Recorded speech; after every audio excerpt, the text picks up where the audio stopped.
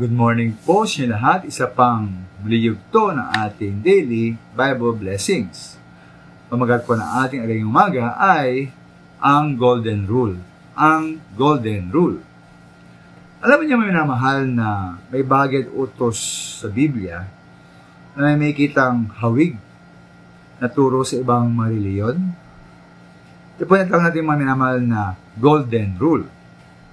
Ayon po sa Matthew 7:12 ng Biblia, gawin ninyo sa inyong kapwa ang nais ninyong gawin nila sa inyo.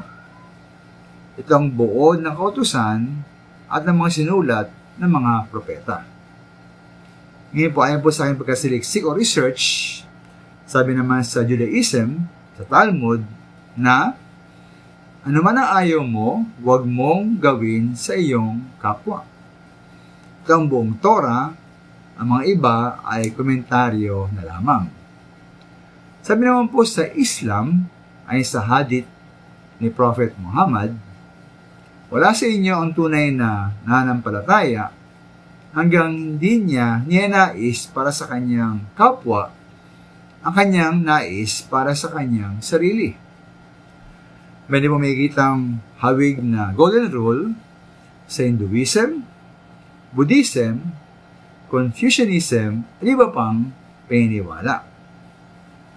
Dahil po rito, ito nga ay pangkalahatang alituntunin ukol sa wastong pakikitungo sa kapwa, ang lahat po ng mga tao ay dapat sumunod sa prinsipyong ito. Ano man ang kanilang reliyon o paniniwala.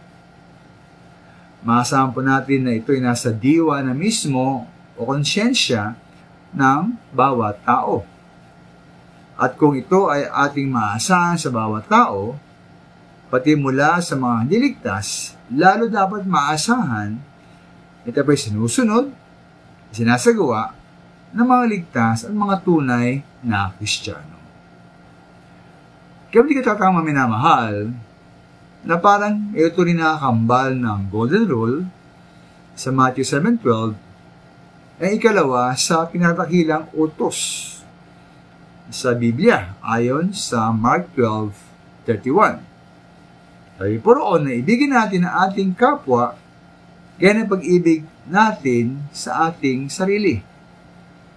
Kaya po ating nais na tumanggap tayo ng pag-ibig at pagkapala mula sa iba, tayo naman po ay magmahal at maging pagkapala sa ating kapwa.